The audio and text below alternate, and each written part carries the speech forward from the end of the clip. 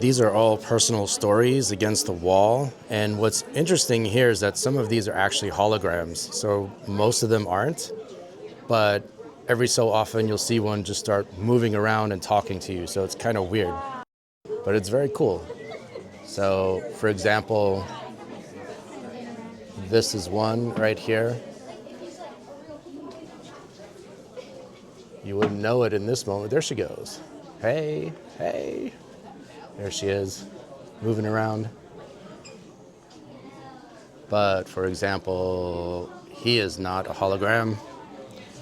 Neither is she. Most of them aren't. But she certainly is. And so is she.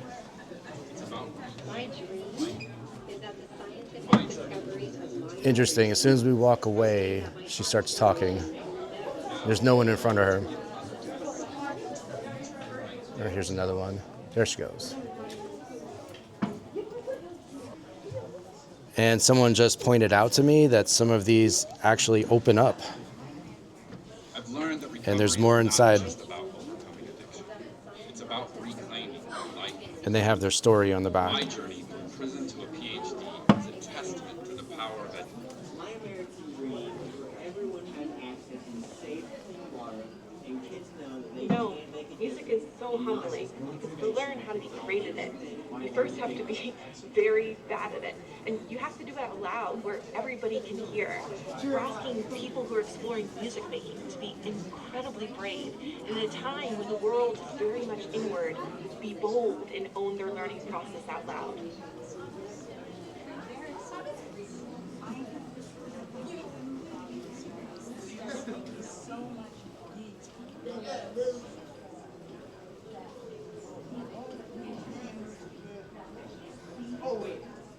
A surgeon and a medical reporter. Do you want to chat about health?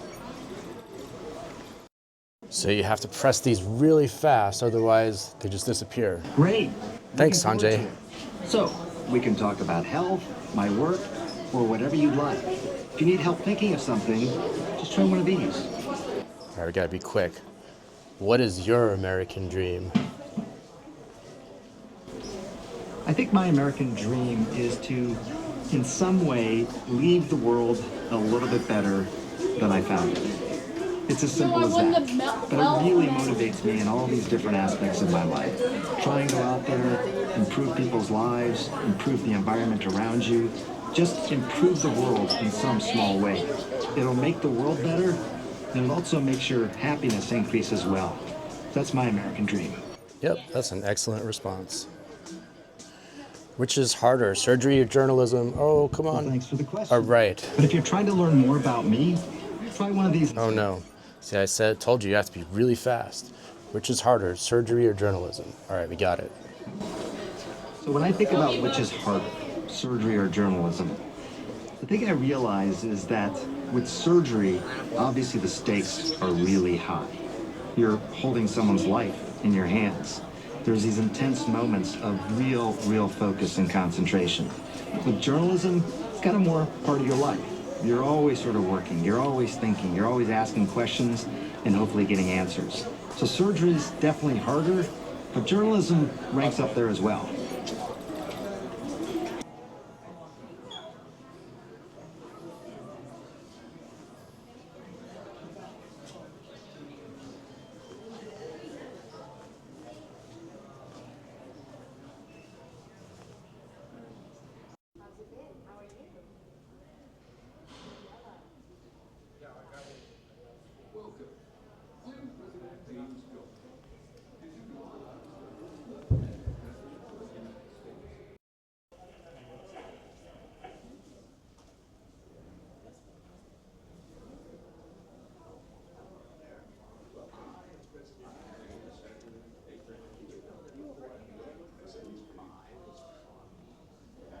This is the Stand Together Theater. They show a 20-minute movie, which is really cool, but they do not allow recording inside, so I couldn't record it. Basically, there's a movie showing in front of you, but they also have scenes going on to the left, to the right, and also on the roof, so it's very immersive, very cool.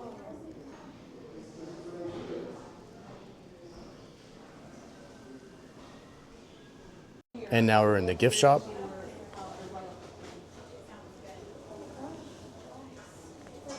Hey, this guy here, he's pretty good. Fast and curious.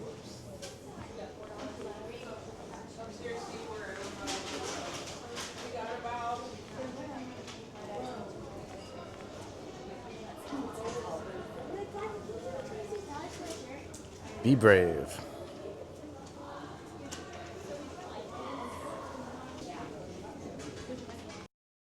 Dive into the American dream. And guys, just a close-up look of how you cannot get to the front of the White House, as I mentioned earlier. And just in case you weren't sure, there's even the sign here, no access to Pennsylvania Avenue. Well guys, thanks for joining me here at the Milken Center. And there's something else I wanted to mention. It's just kind of an aside. Back in the day when I first started as a tour guide back in 2018, and I think this was 2018 and 2019, this building here, this was not the Milken Center. And as I mentioned earlier, it used to be a historic bank, the Riggs Bank. But at some point it turned into a PNC bank. And at that time, there was still the lettering was outside that said PNC, but it had already closed, but you can still tell that it was at one point a PNC. And when we would come down here with my groups to visit the White House, I would point out the PNC and I tell them, keep that in mind, I'll tell you more about that later on. Then on the bus, I would tell them a joke, except I wouldn't tell it to them as if it were a joke. I would tell it to them as if it had really happened. And then later on, as it got more and more ridiculous, they would realize it was a joke. But anyway, it went like this. I would say, guys, you remember that PNC Bank building that we saw near the White House? And I pointed it out to you, and they'd say, yeah. It's like, well, some time ago, I really needed to use the bathroom.